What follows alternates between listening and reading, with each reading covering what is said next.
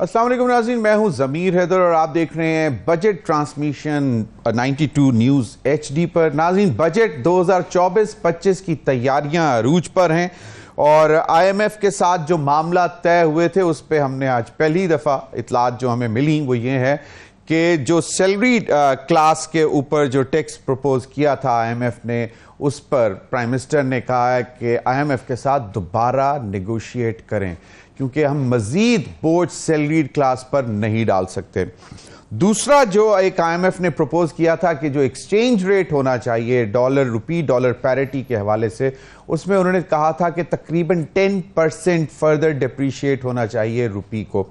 लेकिन पाकिस्तान ने IMF को ये कहा है कि जी ये तकरीबन 3.5% तक हम प्लान कर सकते हैं, क्योंकि इससे ज़्यादा अगर हमने किया तो हमारी जो वो जिसको कहते हैं कि इकॉनमी ओवर हीट हो जाएगी। आपको मालूम है डॉलर ड्रिवन इकॉनमी है, हमारे फॉरेन एक्सचेंज रिजर्व्स भी उसमें मेंटेन होते हैं, रिमिटेंसेस और दीगर सारी चीज़ें जो हम इंपोर्ट्स करते हैं उनकी डॉलर्स में पेमेंट्स होती हैं। तो जो प्रेशर आना था उसको थोड़ा सा कोशिश किया है हुकूमत ने कि उस पर ना लिया जाए। As we speak open market में तकरीबन 280 रुपए का ट्रेड हो रहा है सेलिंग, और वैसे 278 है, लेकिन जब IMF की शर्त पर हम 3.5 या 6% इसमें डिप्रिशिएशन करेंगे, रुपी डिप्रिशिएट होगा, तो कहा जा रहा है ये तकरीबन 295 रुपए का हो जाएगा। IMF ने शायद 325-326 रुपए तक ले जाने का कहा था। ये भी IMF जोर लगाती रही है कि जी रुपी को और डॉलर को आप मार्केट फोर्सेस पर छोड़ दें, लेकिन कहीं ना कहीं स्टेट बैंक कंट्रोल करता रहा है, वरना शायद आज डॉलर जो है वो बेकाबू हो चुका हुआ होता। दूसरी जानिब नाज़रीन, जो परेशानी है वो ये है कि 18% जो जहाँ पे जनरल सेल्स टैक्स था उसको 19% करना है, और जहाँ इससे कम था उसको कम से कम 18% या 19% पे लेके जाना है। सब्सिडीज जो ज़ीरो रेटेड जहाँ पे सेल्स टैक्स था उसको 10% पर लेकर जाने को कहा जा रहा है, और अगर ये होता है, ख़ास तौर पे जो ज़ीरो रेटेड सेल्स टैक्स था वो हमारी एग्री सेक्टर के लिए सब्सिडीज़ थी, जहाँ पे ट्रैक्टर, अद्वियात, खाद और जो दीगर इनपुट है उनके ऊपर वो सब्सिडीज़ थी। लेकिन अब ये प्रपोज किया जा रहा है कि अगर ये ख़त्म किया जाता है तो ये सारी चीज़ें बहुत महंगी हो जाएंगी। ना सिर्फ ये बल्कि और दीगर जो आपकी इम्पोर्टेड अशिया हैं उनके ऊपर भी मज़ीद टैक्स लगेगा और वो भी महंगी हो जाएंगी। तेल, बिजली, गैस, इनकी कीमतों में भी इजाफा मतवक्के किया जा रहा है। आज जिस तरह आपको मालूम है कि बिजली के नर्ख में इजाफा कर दिया गया है, 3 रुपये 25 पैसे बढ़ा दिया गया है फी यूनिट, और ये क्वार्टरली फ्यूल एडजस्टमेंट की मद में किया गया है। और कहा यह जा रहा है कि 1 जुलाई से शायद जो बेस टैरिफ है उसमें इजाफा किया जाएगा, तो वो जो है वो भी बहुत परेशान कुन सूरत हाल हो सकती है। इन्हीं तमाम मामलात पर बात करने के लिए मुझे ज्वाइन किया है डॉक्टर इकरामुल हक साहब ने, माहिर मौशियात हैं। बहुत बहुत शुक्रिया डॉक्टर इकरामुल हक साहब आपके वक्त। मोहम्मद शकील रामे साहब हमारे साथ मौजूद हैं, माहिर मौशियात हैं, आपका भी बहुत बहुत शुक्रिया। इकरामुल हक साहब से आगाज़ करना चाहूँगा। इकरामुल हक साहब, ये हम पहली दफ़ा नहीं बहुत दफ़ा या तो हम IMF के से तयशुदा टारगेट्स मिस करते थे और फिर रीनिगोशिएट करते थे, लेकिन आज हम शायद ये देख रहे हैं कि IMF को कहा जा रहा है कि शायद ये बहुत सख्त कंडीशंस हैं, सैलरी क्लास के ऊपर मज़ीद बोझ नहीं डाला जा सकता। बाकी जहाँ पे सब्सिडीज़ दी जा रही थी इन सेल्स टैक्स और इनकम टैक्स में, वहाँ पे शायद थोड़ा सा ऊपर हो जाए, लेकिन मज़ीद बोझ नहीं डाला जाएगा। तो ये क्या हम वाकई IMF के साथ इस तरह दोबारा रीनेगोशिएट करने की पोजीशन में हैं आज? जी शुक्रिया। मेरा ख्याल है कि जो प्री कंडीशंस गुफ्तगू के बाद वो बताकर गए थे और कुछ जिक्र उसका जो हमारी कंट्री रिपोर्ट में भी मिलता है। दरअसल टैक्सों का निज़ाम IMF के हिसाब से जो डिस्टॉर्शंस हमने क्रिएट कर रखी हैं उनको किसी न किसी जगह तो दुरुस्त करना पड़ेगा। अब अगर IMF ना भी हो तो सोचना चाहिए कि बिलाखिर ये टैक्सों की तो हम बढ़ा रहे हैं हर साल शरह, इससे फिर फ़ायदा हमें क्या हो रहा है? क्योंकि उधर आप देख रहे हैं कि फिस्कल डेफिसिट तो बाहर कैफ बढ़ता ही चला जा रहा है, तो टैक्सेस भी वो मकसद तो हल नहीं कर रहे जिसके लिए वो लगाए जा रहे हैं। तो मेरा ख्याल है कि जो फंडामेंटल चीज़ की तरफ देखने की ज़रूरत थी, IMF को कहा जा सकता है कि जी हम तो आपके प्रोग्राम में इस बात के पाबंद हैं कि हम आपको प्राइमरी सरप्लस करके दें, मगर पॉलिसी डिज़ाइन आप हमें ना दें। क्योंकि ज़ाहिर है एक ऐसे मुल्क में जहाँ पे आप देखें कि लोगों की पर कैपिटा आमदनी बजाय बढ़ने के कम हो रही है और जहाँ ग्रोथ नाम की कोई चीज़ नहीं है, इन्फ्लेशन बहुत हाई है, वहाँ पे इस तरह की टैक्सेशन तो मजीद सूरत हाल को ख़राब करेगी क्योंकि इन्फ्लेशन और बढ़ेगी। लेकिन हमारी मसला ये है कि कुछ भी हमारे जो वहाँ उनसे नेगोशिएट करते हैं उनके पास अपना तो कोई होमवर्क नहीं होता, अपना कोई होम ग्रोन उनके सॉल्यूशंस दे नहीं पाते, जो लोग देते हैं उनकी वो बात सुनते नहीं। तो मसला ये है कि जब तक हम इन सरकारी अफसरों के ज़रिए ये नेगोशिएट करेंगे प्रोग्राम्स तो फिर हालात ऐसे ही रहेंगे। अब कितने अरसे से हम देख रहे हैं कि फेडरल बोर्ड ऑफ रेवेन्यू के लिए कितने मिलियंस ऑफ डॉलर के कर्जे लेकर रिफॉर्म्स के नाम पर, मगर रिफॉर्म्स तो बड़ी दूर की बात है, दिन ब दिन हालत वहाँ ख़राब होती चली जा रही है। और पिछले साल आपने देखा कि टैक्स टू GDP जो FPR का अपने टैक्सों की कलेक्शन थी वो तो सिर्फ 8.5 थी। और अब भाई अब ये बात हम उस इकोनॉमी में कर रहे हैं जिसको हमें पता है कि उतनी ही उसकी पैरेलल साइज भी मौजूद हैं, तो वो इन्फोर्समेंट तो बिल्कुल कर नहीं पा रहे हैं। फिर आप देख रहे हैं कि ये फाइलर्स नॉन फाइलर्स वाली बात अभी और चलेगी, रेट्स बढ़ेंगे। तो कोई ऐसी फंडामेंटल रिफॉर्म जो है हम करना नहीं चाहते, जिसकी वजह से आप देख रहे हैं कि अब हमारी डेट सर्विसिंग ही दरअसल एक सिंगल ऐसा खर्चा बन गई है कि हम अगर इतना टैक्स भी इकट्ठा कर ले जितना हमें IMF चाह रहा है कि अब हम कोई 12.5 ट्रिलियन के करीब चले भी जाएं तो उससे कोई फ़ायदा तो होने वाला नहीं, क्योंकि इस साल ही हमारा डेट सर्विसिंग 8 ट्रिलियन के करीब चला जाएगा, बल्कि उससे 8.5 चला जाए, अगले साल फिर जाहिर है इससे भी ज़्यादा। तो जिन मसाइल की तरफ तवज्जो देने की ज़रूरत है कि ये कैसे हम अपने डेट की मैनेजमेंट करें, कैसे हम अपने नॉन टैक्स रेवेन्यूज़ को बढ़ाएं, कैसे हम अपने टैक्सों की शरह कम करके उसको ब्रॉड बेस करें, कैसे हम FPR की एफिशिएंसी इंप्रूव करें या इसको डिसमेंटल करके मैं तो कहता हूँ कि नई एजेंसी बनाएं, क्योंकि ये तो इनकॉरिजिबल हो चुकी है। जितना पैसा हम इस पर लगाते जाएंगे मजीद ज़ाया करते चले जाएंगे। ये उस थाना कल्चर की तरह है जिसकी डबल सैलरीज करके देखी, अच्छी बिल्डिंग बना के देखी, मगर चूंकि वहाँ ह्यूमन रिसोर्स ही हमने इम्प्रूव नहीं किया तो थानेदार और पुलिस तो वही पुरानी थी, माइंडसेट तो वही रहा। FBR का भी माइंडसेट नहीं बदला आज तक, तो उसके लिए अच्छी बिल्डिंग्स बना दे, डबल सैलरीज दे दे, कोई फर्क नहीं पड़ने वाला है।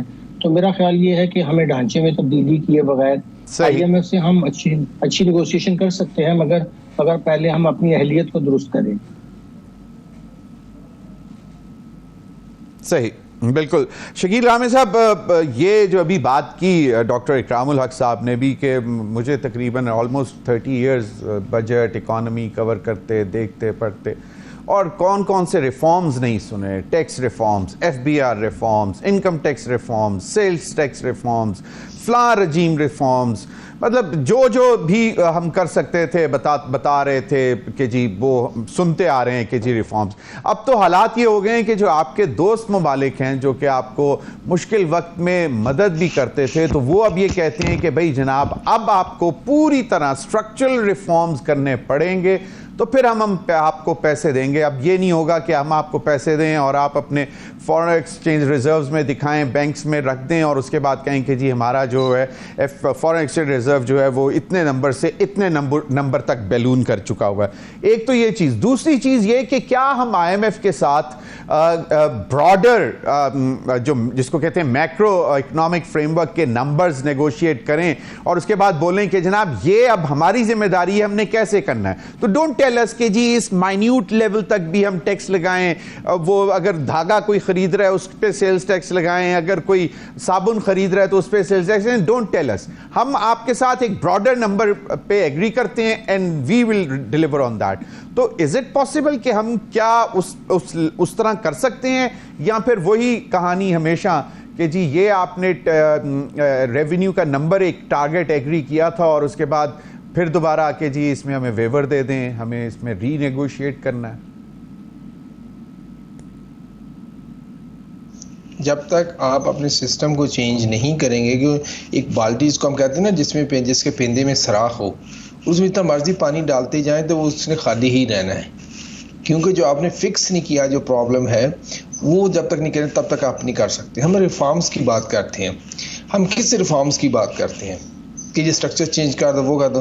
देखिए फंडामेंटल रिफॉर्म की हमें ज़रूरत है ब्यूरोक्रेसी में, कि जब इनकी इंडक्शन होती है, हम क्या करते हैं BA MA पढ़े होते हैं, चाहे डॉक्टर्स होते हैं, इंजीनियर्स होते हैं, वो एग्ज़ाम देते हैं, वो आपके तमाम के तमाम ब्यूरोक्रेसी में होते हैं।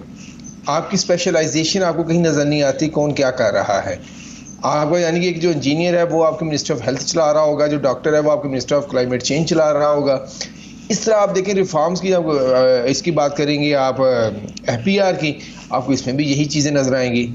फिर दूसरा ये है कि हमारे यहाँ जो नौकरियाँ मेरिट से ज़्यादा आपको पता सिफारिश पे और रिश्वत पे चलती हैं। अब उस सिस्टम को अगर ठीक नहीं करते तो आप फरिश्ते कहाँ से पैदा करेंगे? देखिए ये जो होते हैं कहते हैं कि बॉटल नेक कि सिस्टम में बॉटल नेक क्या है। ज़मीर साहब कभी गौर करें, जो बॉटल की नेक होती है वो टॉप पे होती है। जब तक अब टॉप से चीज़ें ठीक नहीं होंगी तब तक आप जो मर्जी करते हैं चीज़ें ठीक नहीं होती।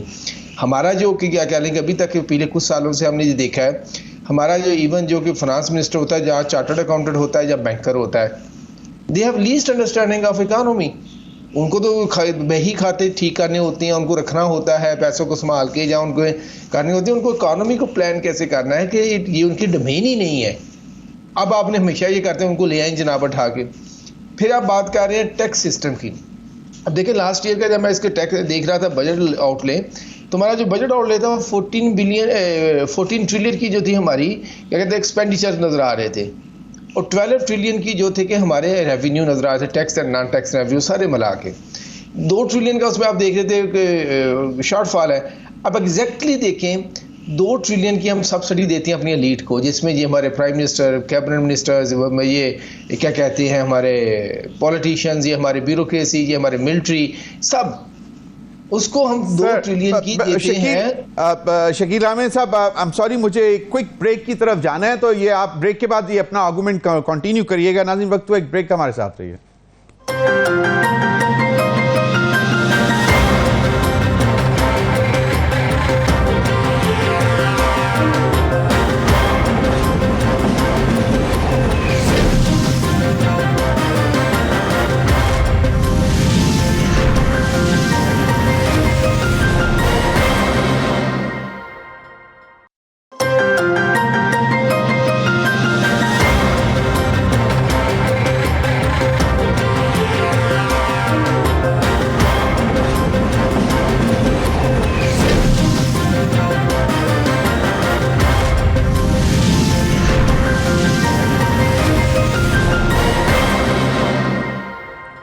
वेलकम बैक नाज़रीन। शकील अहमद साहब, आप अपनी गुफ्तगू मुकम्मल करिए। आपने जो बात की थी कि बेसिकली मेरिट सिस्टम नहीं है, और डॉक्टर इकरामुल हक साहब ने भी कहा कि हमारी एक सोसाइटी में ओवरऑल चेंज की ज़रूरत है। आपका मॉरल जो आपके जो लेस मतलब चीज़ें हैं, मोरालिटी पे कोई नहीं तवज्जो देता, हाई मॉरल वैल्यूज़ ख़त्म होती जा रही हैं। फिर आपका कल्चर जो है, पुलिस कल्चर, थाना कचहरी, ये चीज़ें भी हैं। और आपने कहा कि मेरिट भी जो है वो भी नहीं है, जिसकी वजह से आपको ये तमाम चीज़ें जो है सामना करना पड़ रही हैं। कुछ इंपॉर्टेंट मिनिस्ट्रीज़, शकील अहमद साहब, आई एम सॉरी मैं ऐड कर रहा हूँ कि कुछ इंपॉर्टेंट मिनिस्ट्रीज़ होती हैं, जिस तरह इकनॉमिक अफेयर्स डिवीजन हो गई और फॉरेन मिनिस्ट्री हो गई। इनको they shouldn't be treated as ministries, they should be treated as think tanks, कि वो फ्यूचर पे नज़र डालें कि 20 साल बाद क्या हो रहा है, 25 साल बाद दुनिया में क्या होने जा रहा है, पाकिस्तान की रिक्वायरमेंट्स कैसे बन रही हैं। But we hardly see that. रामे साहब अपना पॉइंट मुकम्मल कीजिए प्लीज़। देखें, जो ड्रामा सब्सिडीज देते हैं एलीट को, उसकी कोई बात नहीं होती। मैं अभी बात करूँ 2 ट्रिलियन की, जब बात होगी जनाब किसान को थोड़ी बहुत सब्सिडी क्यों चली गई, उसको ख़त्म कर दो। किसान को हमने जो इस साल मारा है, यानी कि जब गंदम उगाने वाली थी, गंदम इंपोर्ट कर ली। अब देखिए ना हम कितनी, यानी कि बात है कि जब उसने बेचनी होती है तो गवर्नमेंट कहती है जनाब मुझे इस रेट पे दो। जब उसने इनपुट्स लेनी होती है तो गवर्नमेंट कहती है जनाब हमारा मार्केट पे कोई जोर नहीं है, ये हम ओपन इकानमी है तो हम इनपुट्स पे कोई पॉलिसी नहीं देते जनाब, इनको बेचने जिस पे देनी है। जब ये चीज़ें ख़त्म नहीं होंगी तो आपकी इकानमी रिवाइव नहीं करेगी। एक चीज़, दूसरा जब आप मेरिट की बात करते हैं तो एक तो इंडक्शन पॉलिसी है ब्यूरोक्रेसी की, मतलब आपने जब बनानी है मिनिस्टर ऑफ फाइनेंस पे बंदे लेने हैं तो आप स्ट्रिक्टली पॉलिटिकल इकोनॉमिक्स और फाइनेंस के लोग जो समझ चीज़ों की, इंडस्ट्रियल डेवलपमेंट में से हों या इस तरह के लोग हों जिनको समझ हो कि इकानमी का मतलब क्या होता है, फिर उनको एक पूरा ग्रुप बन जाएगा। तो फिर आप उसके टॉप पे यानी कि जो भी बिठाना है, चाहे पॉलिटिकल इकोनॉमिस्ट बिठा दें, उसको समझ होगी, उसके नीचे टीम होगी जो उसको बताएगी कि इकानमी की रैशनल्स क्या है। नंबर एक, फिर हम जब बात कर रहे थे आप इनकी कि फ्यूचर की प्लानिंग, फिर जब उनकी अपनी यानी कि एक्सपर्टीज होंगी तो वो फ्यूचर को बेटर तरीके से प्लान कर सकेंगे। नंबर 3 जो आपने बात की थी IMF की कि क्या हम उसको ये कह सकते हैं, देखें IMF को तो एक क्या कहते हैं कि एक कर्ज देने वाला अदारा है, उसने तो आपको जब उस पर कर्ज लेने जाएंगे उससे अपनी शराइत बनवानी है, और अगर आपकी इकॉनमी स्ट्रेंथ नहीं है तो आपको अपनी शराइत बनवाएगा। कुछ काफ़ी साल पहले मैंने एक आर्टिकल लिखा था, ये ISPR का नहीं एक जर्नल था उसमें हलाल में, कि debt trap to policy trap, कि जो IMF ने किया पहले हमें डेट ट्रैप किया, अब पॉलिसी ट्रैप में ले गया कुछ सालों से। अब देखिए आप खुद बता रहे हैं कि मन्यूट किस्म की भी चेंजेस हमसे चाह रहे हैं, और बाद में कह रहे हैं जनाब हमारा तो कोई लेना देना नहीं है, ये तो आपने खुद करी है। यानी कि वो उन पर आपको नीचे तक का कंट्रोल करती है, ये आपकी बात नहीं है। ये स्ट्रक्चरल एडजस्टमेंट प्रोग्राम आया था जब 1988 से ऑनवर्ड, आप देखिए कि हमारा यानी कि ये IMF और वर्ल्ड बैंक जितने भी अदारे हैं ये मिन्यूट मैनेजमेंट में आके हमसे बात करते हैं। सही। अब देखिए यही अदारे थे जिन्होंने बात की थी 1994 में कि पावर पॉलिसी जो आपने बनाई है, जो दुनिया की पुरानी बेहतरीन पॉलिसी है, इस पर चांद तक आप चले जाएंगे। आज वही पावर पॉलिसी हमारे गले में पड़ चुकी है।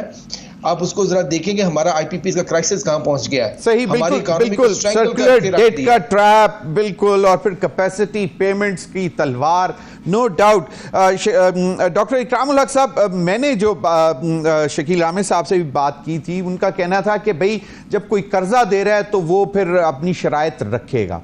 मैंने ये बात की थी कि चलें आप मेजर फिगर्स, ब्रॉडर फिगर्स के ऊपर एग्रीमेंट करें और उनको बोलें कि जी अब ये हमारी ड्यूटी है कि हमने डिलीवर करना है आपको ये नंबर, तो वो अब माइन्यूट लेवल तक अगर मैनेजमेंट में। और दूसरा ये कि हमेशा ये कहा जाता है कि lower the tax rate and expand the base, ये हम एक्सपीरियंस ही नहीं करते हैं इस चीज़ पे। हम जनाब टैक्सेस पे टैक्सेस लगाए जाते हैं और हमारा वो जो GDP टू टैक्स रेशो है वो बढ़ता ही नहीं। जी बिल्कुल सही फरमाया आपने। दरअसल IMF का जो पॉलिसी हमारे ऊपर इम्पोजिशन थी ये बड़ी यूनिक है दुनिया में। बांग्लादेश 2 दफ़ा गया, एक दफ़ा भी उन्होंने पॉलिसी डिज़ाइन नहीं लिया उनसे। इंडिया तो खैर एक ही दफ़ा गया और उन्होंने बिल्कुल इनकार किया। चाइना के भी आज मैं रिपोर्ट्स पढ़ रहा था, उनके भी बहुत से नीचे की सतह की उनकी जो हुकूमतें हैं, यानी वो तो बड़ा बेहतरीन मॉडल है डिसेंट्रलाइजेशन का। उनके भी कई प्रोग्राम्स की रिपोर्ट्स मैंने पढ़ी हैं, तो बड़ा बेहतरीन तरीके से वो डिलीवर कर रहे होते हैं। अब सही फरमा रहे थे शकील आमिर साहब को, यहाँ एक बहुत बड़ा क्राइसिस तो पहले जो है वो कॉम्पिटेंस का है। जब अदारों में कॉम्पिटेंस ना हो, लोग वहाँ ऐसे बैठे हों जो सवाए सेल्फ इंटरेस्ट के और अपने ही आपको एग्जम्पशनें देते रहें। अब उन्होंने बिल्कुल सही फरमाया कि 3 ट्रिलियन की तो हमारा टैक्स एक्सपेंडिचर है। अब टैक्स एक्सपेंडिचर इतना हाई है और साथ में हम हाई रेट ऑफ टैक्सेस की बात कर रहे हैं, तो IMF एक लिहाज से जो लोग क्रिटिसाइज करते हैं वो कहते हैं कि जी वो अपने प्रोग्राम में ये तो कभी जिक्र नहीं करते कि जो पाकिस्तान में जैसे हमारे एक मिसाल ले लें कि गैर हाजिर जमींदार जो हैं जो सिर्फ रेंट पे ज़मीनें देते हैं और उनकी 850 बिलियन की इनकम है, उसके ऊपर वो टैक्स क्यों नहीं देते हैं। फिर हमारे जो मरात याफ्ता तबकात हैं उनको क्यों टैक्स एग्जम्पशंस दी गई हैं। तो एक लिहाज से अगर बाकी पॉलिसी इतनी सख्त है उनकी, तो फिर ये अनइवन तो नहीं होनी चाहिए ना। गरीबों के ऊपर तो 19% जब सेल टैक्स लगता है तो बड़े खुश होते हैं, और जब अमीरों पे टैक्स एग्जम्पशन विड्रॉ करने की कोई बात करता है तो उस पर हमने कभी किसी IMF की रिपोर्ट में इस बात को नहीं देखा एनालाइज करते हुए कि यहाँ पे जिनकी मिलियंस में सैलरी है पर मंथ, वो फिर एग्जम्पशंस किस बात की लेते हैं, उनको तो फिर ज़्यादा टैक्स देना चाहिए। अब अगर उनके असूल भी मान लिए जाएं तो जिसकी ज़्यादा इनकम है वो ज़्यादा टैक्स दे। मगर पाकिस्तान में आप देखें कि एग्रीकल्चर इनकम टैक्स सब तो इकट्ठा ही नहीं करते सूबे, और रेट भी उनका हाईएस्ट 15% है, और सैलरी का आपने 35% रखा हुआ है, और मजीद बढ़ाना चाहते थे उन पे IMF वाले। तो इस लिहाज से IMF भी अंडर क्रिटिसिज्म आता है कि उनकी पॉलिसी भी फिर पाकिस्तान के सिस्टम को बेहतर करने में तो कोई मदद नहीं देती, बल्कि यूँ लगता है कि जो हमारी यहाँ पे वो क्लासेस हैं जो चाहती हैं कि हम डेट ट्रैप में रहें, उन्हीं को वो सपोर्ट भी कर रहे होते हैं अंदरूनी खाना। यानी जाहिर है कि पॉलिसी अगर वाकई ट्रैप है तो फिर वो पॉलिसी ट्रैप का रैशनल भी तो सही हो। मैं तो खैर इस बात को बिल्कुल नहीं मानता कि हमें उनकी पॉलिसी डिज़ाइन हर हाल में हमारे ऊपर इम्पोज की जाए, क्योंकि उनका एक बड़ा जो स्ट्रक्चरल इशू होता है वो सिर्फ ये होता है कि आपने अपने जो अखराजात हैं वो मीट करने हैं अपने रेवेन्यू से। हम एक्सपेंडिचर भी तो कम कर सकते हैं, उसकी तरफ हम तवज्जो नहीं देते हैं। आपने बिल्कुल दुरुस्त फरमाया कि बिला जो है हम सोचे समझे इतने हाई टैक्सेस की रिजीम रखते हैं, जिसमें आप सोच लीजिए कि 22% अगर कहीं पे डिस्काउंट रेट हो, जो अब जाहिर है अगर गवर्नमेंट का डिस्काउंट रेट ये है तो किसी को इसका 3-4% ज़्यादा पे ही मिलेगा, फिर वो हाई टैक्स में भी रहे तो वो कैसे बिजनेस कर सकता है। इसलिए फिर बिजनेस वाले हर तरह की चोरी करते हैं, यानी कि हम तो उनसे सिखाते हैं उनको कि भाई आप चोरी करें तभी वायबल होंगे। इसी तरह हमने जो सैलरीज रखी हुई है गवर्नमेंट सर्वेंट्स की वो भी जानबूझकर इतनी लो रखी हुई है ताकि हम उन्हें करप्शन का फिर एक इंसेंटिव देते हैं। तो ये सारे सिस्टम के अंदर जो बहुत मोटी मोटी खराबियां हैं जिसको आप मैं सब लोग देखते हैं, उसके बारे में बात करते हैं, लिखते हैं, तो क्या IMF को उसकी समझ नहीं आती है? तो ये फिर उनकी पॉलिसीज में या उनकी रिपोर्ट्स में ये चीज़ें रिफ्लेक्ट क्यों नहीं करती हैं? तो ये इसलिए मेरे ख्याल में एक बड़ा ही हमारे लिए चैलेंज है कि हमें तो एक तरह से दो रुख की लड़ाई लड़नी पड़ती है कि हम अपनी एलीट के खिलाफ भी बात करें और फिर उसके साथ IMF को भी बताएं कि जी आपकी पॉलिसीज भी तो बाहर कैफ इन्हीं को मजबूत करती रही है पाकिस्तान में, और यही कर्जे ले लेकर उसको जाया भी करते हैं और फिर वो पाकिस्तानियों को अदा करने पड़ते हैं। बिल्कुल बिल्कुल सही, इस पर मजीद भी बात करेंगे। एक और बात जो अभी डॉक्टर इकरामुल हक साहब ने बात की वो भी वही है कि higher the tax rate and more the tax evasion, क्योंकि हर कोई अफोर्ड नहीं कर सकता, और इसी वजह से फिर जो है हम देखते हैं कि टैक्स ट्राइब्यूनल्स के अंदर फाइलें पे फाइलें जमा हुई होती हैं, वो भी बहुत कम होती हैं। ज़्यादातर लोग जो हैं वो बारों बार मुकमुका करते हैं। तो बात वहीं पे आ जाती है कि आप टैक्स में रैशनलाइजेशन लेके आएँ ताकि हर कोई एनकरेज हो टैक्स पे करने के लिए। इस पर मजीद भी बात करेंगे। नाज़रीन, वक्त हुआ एक ब्रेक का, हमारे साथ रहिए।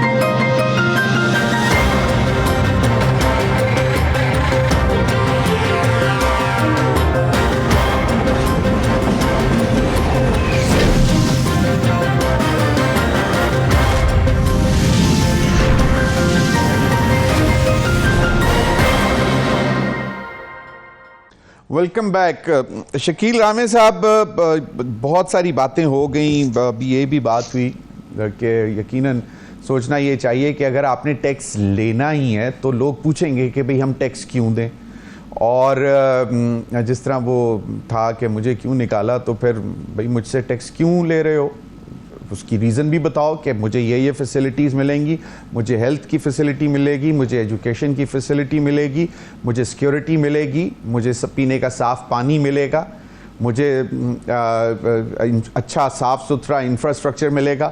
इन सब चीज़ों की एब्सेंस में मेरा तो राइट बनता है कि मैं पूछूं भाई ये टैक्स आप मुझसे ले किस बात कर रहे हो, what am I getting in return for that. India में एक मुझे याद पड़ता है कि कोई चीफ मिनिस्टर थे, उन्होंने कहा कि जी पहले 1-2 साल हमें परेशानी हुई, उसके बाद हमारे पास इतना पैसा है कि हमने सब कुछ फ्री किया हुआ, और हम लेफ्ट राइट स्टेट्स को, प्रोविंसेस को भी कुछ पैसा दे सकते हैं अगर उनको चाहिए। बिजली मुफ्त दे रहे हैं, तालीम मुफ्त, सेहत की सहूलियात मुफ्त।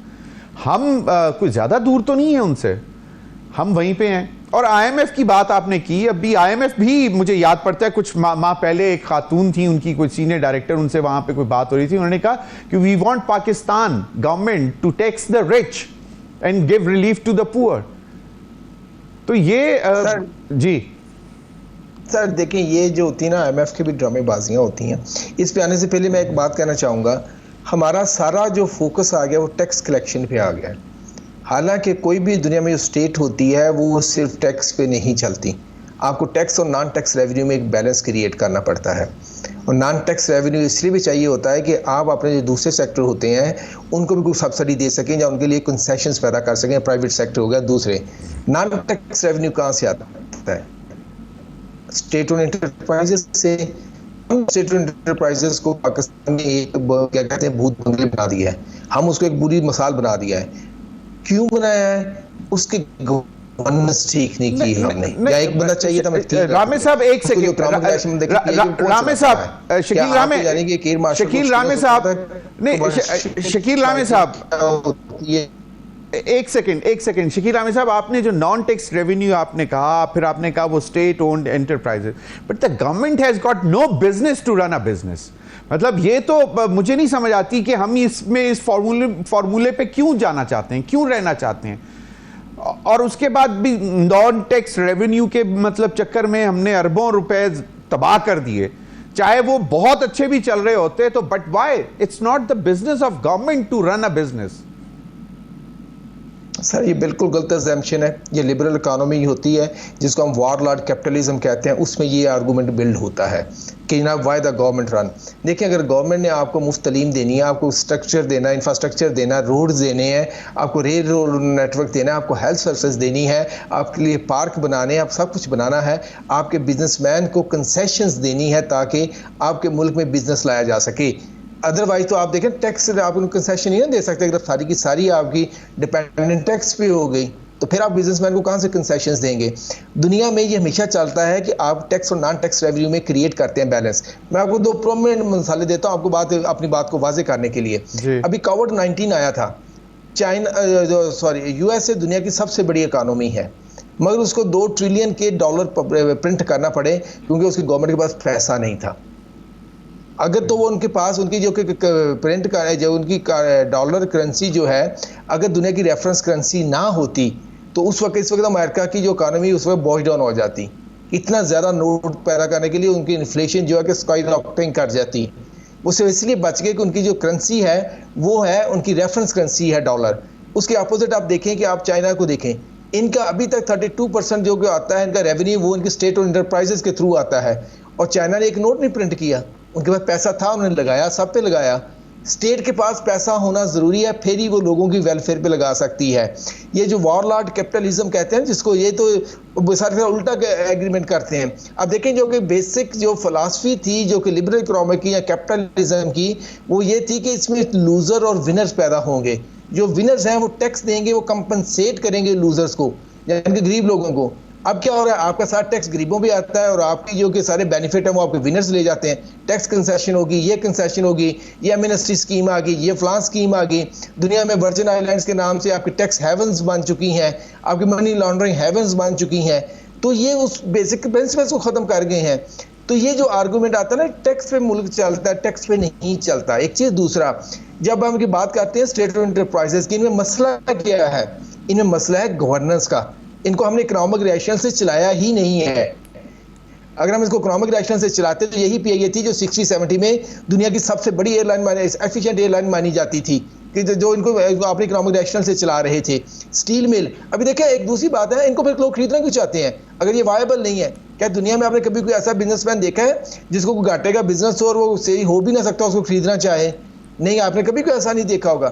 मसला है गवर्नेंस का। गवर्नेंस किसकी वजह से है? गवर्नमेंट की वजह से। गवर्नमेंट की गवर्नेंस के इश्यूज हैं। बिल्कुल सही, ठीक नहीं है। बिल्कुल सही। मैं जरा यहाँ पे डॉक्टर इकरामुल हक साहब को भी शामिल करना चाहूंगा। डॉक्टर साहब, ये अब वॉरलॉर्ड थ्योरी वो जो है वो अभी शकील रामे साहब ने बताई और उन्होंने कहा कि this is a liberal economist view कि the government should not be in the business of running a business. अब बात यह है कि फिर गवर्नेंस के भी इश्यूज आते हैं, तो I am a bit confuse, क्योंकि बात तो ये की जाती है कि भाई एक चीज़, एक बैंक जो अगर वो $1 में भी बिका था तो आज ही that bank is making billions. तो वो तो कहते हैं कि जी ये जो लॉस मेकिंग एंटिटीज़ हैं इनको आप $1 में ही बेचें निकलें, and let the business private sector run that entity?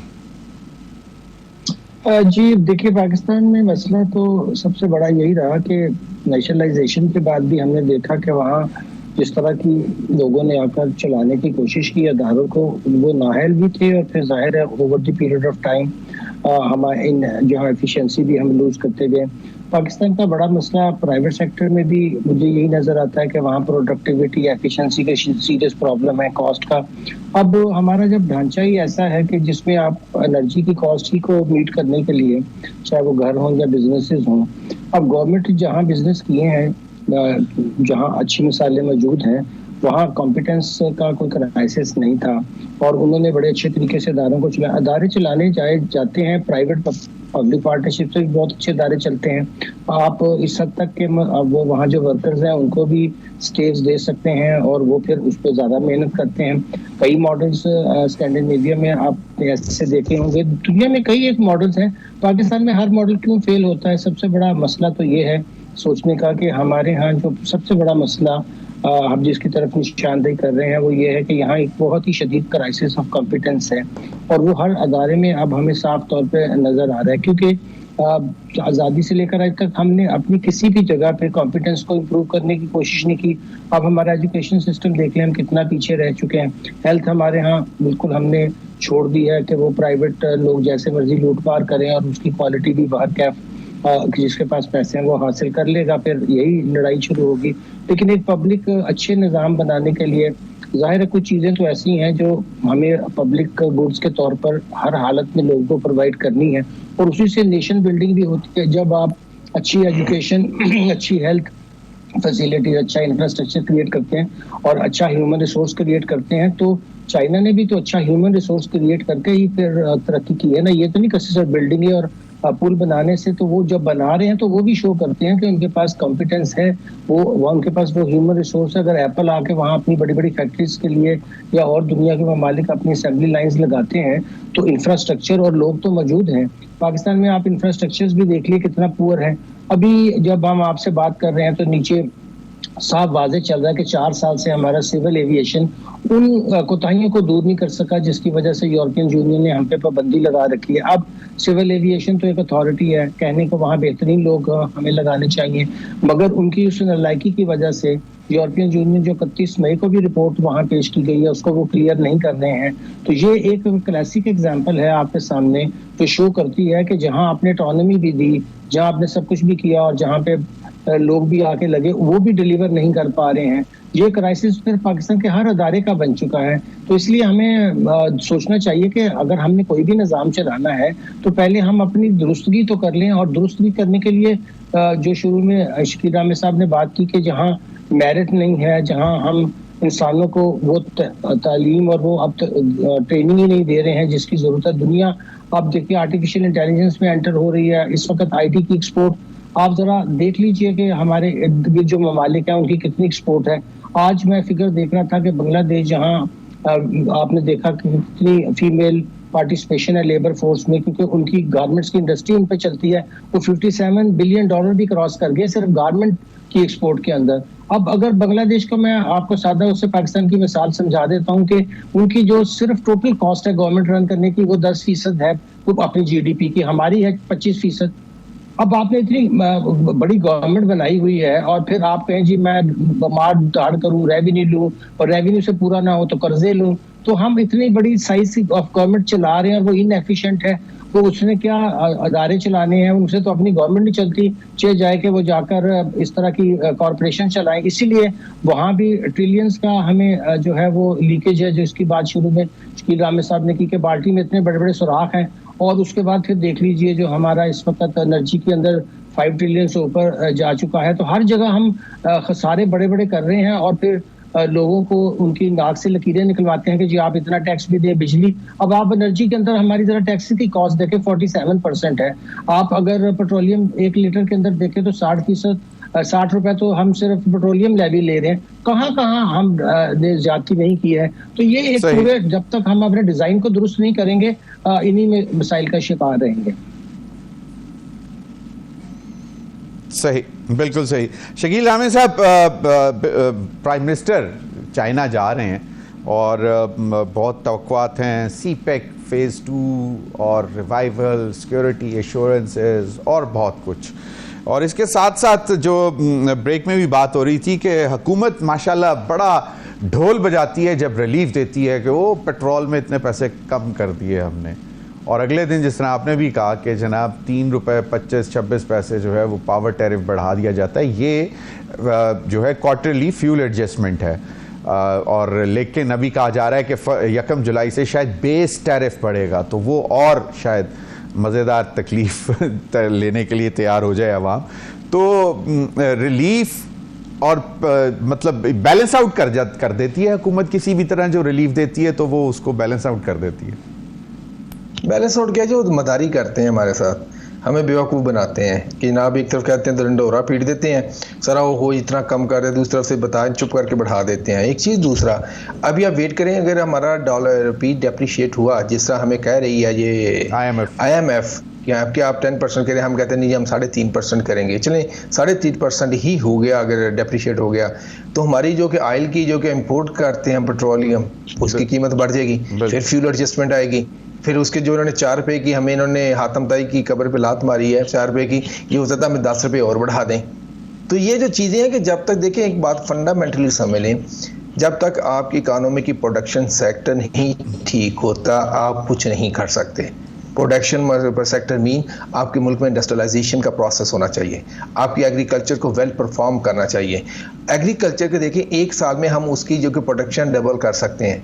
इस वक्त जो सबसे बड़ा जो हमारा यानी कि एग्रीकल्चर का प्रॉब्लम है वो है क्वालिटी सीड, कि हमारी जो कि प्रोडक्शन पर एकड़ है हमारी यानी कि क्रॉप्स की वो बड़ी लो है कंपेयर टू वर्ल्ड। अगर वो क्यों, हमारा सीड बड़ा लो क्वालिटी है, अगर हम वो ले आए तो हम एक सीजन में यानी कि उसकी प्रोडक्शन को बहुत आगे ले जा सकते हैं। मगर उस तरफ हमारा ध्यान नहीं, बल्कि हम फार्मर को चुन चुन के मार रहे हैं। मगर ये बात याद रखें कि अगर फार्मर कहानी खत्म हुई ना, मगर क्योंकि 39% डायरेक्ट लोगों की जॉब्स हैं वहाँ, और 67% इनडायरेक्ट जॉब जो है कि एग्रीकल्चर सेक्टर क्रिएट करता है। अगर आपकी ये इकोनॉमी बैठ गई ना तो आपकी पूरी मार्केट बैठ जाएगी, जिसको हम समझ नहीं पा रहे। हम समझ रहे हैं कि शायद हम बहुत चलाकी मार रहे हैं फार्मर के साथ, हम बेसिकली अपने पाँव पे खुद कुल्हाड़ी मार रहे हैं। जब तक प्रोडक्शन सेक्टर को ठीक नहीं करेंगे ज़मीर साहब, आप जो मर्जी कर लें आपकी इकोनॉमी ठीक होने वाली नहीं है। बिल्कुल बिल्कुल सही फरमाया। मैं डॉक्टर इकरामुल हक साहब, how hopeful we should be Prime Minister's visit to China? देखिए चाइना भी अब एक लिहाज से काफ़ी हमसे तंग आ चुका है कि इकोनॉमिक जोन की बातें करते रहे। फेज़ 2 के अंदर जो हमने चीज़ें करनी थी हम कर नहीं पाए, अगरचे वो कहते तो नहीं है, जाहिर है वो उनकी फॉरेन पॉलिसी और उनका रवैया बहुत ही एक महज़ब और बहुत ही सबके साथ आप देखें बुर्दबारी का होता है, और जिनके साथ वो किसी ताल्लुकात में होते हैं बहुत अच्छे तरीके से निभाते हैं। मगर हमें अपनी तरफ देखना चाहिए कि हमारी जो इस वक्त कैपेसिटी है वो इतनी लो हो चुकी है कि हम कोई काम जिसका हम वादा करते हैं वो हमसे पूरा नहीं होता है। फिर हमारे बॉटलनेक्स, फिर हमारी ओवर रेगुलेशन, फिर हमारे महकमे, तो किस हद तक हम चाइनीज के जो तवक्कुआत थी, अब वो तो हैरान है कि हमने जब CPEC किया और 60 बिलियन के बाद अब सेकंड फेज जब आना था, एनर्जी का मसला हम नहीं हल कर सके। उनके 350 बिलियन से ज़्यादा का आउटस्टैंडिंग उनकी तरफ हमारी पेमेंट हो चुकी है। तो किसी सूरत भी ये जिस तरह की बड़ी हाई होप्स देते हैं, अब चाइनीज ने आके हमारे निज़ाम को तो ठीक नहीं करना है, वो तो चले आपको एक और मेरिटोरियम दे देंगे और पैसा भी मांगेंगे, वो भी आपको दे देंगे शायद, मगर क्या हम उससे ठीक होंगे? मुझे नहीं लगता कि पाकिस्तान के अंदर ये रियलाइजेशन है कि हमें अगर अपने आप को दुरुस्त नहीं किया तो फिर ये सारी चीज़ें बेमानी। ये सिर्फ आप मीडिया को दिखाने के लिए कि जी हम वहाँ 4 दिन जाएंगे और बड़े ज़बरदस्त किस्म के रिजल्ट होंगे, अगले दिन हम आएंगे तो पाकिस्तान तरक्की कर जाएगा, ऐसा तो मुमकिन नहीं। आप देखिए 30 ईयर की गवर्नमेंट हम बना नहीं रहे हैं, जहां आकर आपने डिलीवरी सिस्टम को ठीक करना है।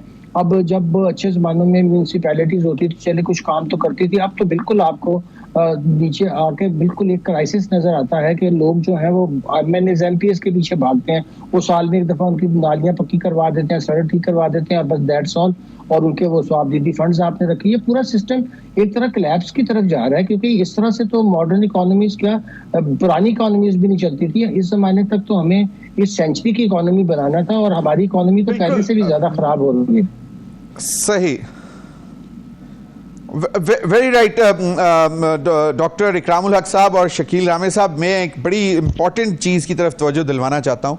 अब आज हेडलाइंस हैं कि अपना IMF के कहने पे एक्सचेंज रेट जो है वो 295 रुपीज़ तक जा सकता है, and this has actually started chaos in the market, manipulation, holders, लोगों ने डॉलर्स उठाना है और मेरा ख्याल में अगले कुछ दिनों में आपको डॉलर्स मार्केट में नजर भी नहीं आएंगे। और दूसरा, इस बात का एक और फियर ये बताया जा रहा है कि जब आप पॉलिसी रेट पे भी बात करते हैं और उसके बाद फिर आप ये रुपी डॉलर पैरिटी की बात कर देते हैं, तो उसके बाद फिर दैट डजंट स्टॉप देयर। अगर आप 3.5% की बात कर रहे हैं तो it might go beyond 3.5% and it might touch 5.5% because फिर वो मार्केट जो आज से मामला शुरू होगा वो उसको कैसे रोकेगा।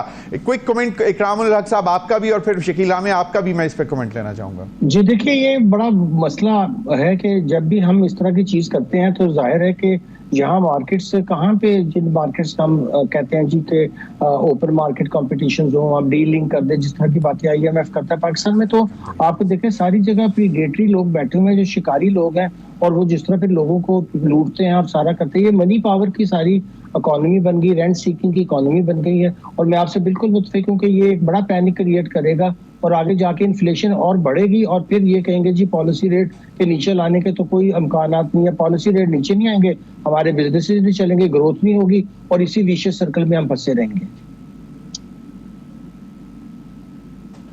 शकील आमिर साहब, कोई होप, कोई रे ऑफ होप दिखा दें और इस बात पे भी कमेंट कर दें जो अभी रामे साहब ने बात की, क्योंकि गवर्नमेंट का ये क्लेम था कि जून में जो इस वक्त 17-17.5% इन्फ्लेशन है उसको वो 12, 12.5, 13.5 तक देख रहे हैं, and it might push a little up after June, यानी कि 1 जुलाई से।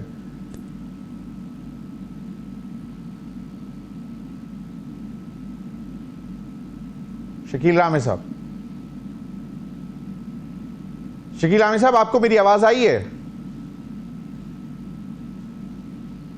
जी इकरामुल हक साहब, इस पे जरा फर्दर कमेंट कर दें कि जो इन्फ्लेशन पे जो क्लेम है गवर्नमेंट का, आपने तो अभी कहा कि अगर ये इसी किस्म की होती रही मार्केट मैनिपुलेट होगी, और जी देखिए सबसे बड़ा मसला आएगा जब आप सेल टैक्स बढ़ाएंगे। आवाज नहीं आ रही। चलें, आप दोनों हजरात का बहुत बहुत शुक्रिया, इंशाल्लाह इस पर मजीद भी बात करते रहेंगे। नाज़रीन, प्री बजट स्पेशल ट्रांसमिशन अब अख्ताम पर अभी पहुंचती है। इंशाल्लाह कल फिर आपके सामने हाजिर होंगे, तब तक के लिए इजाज़त, अल्लाह हाफ़िज़।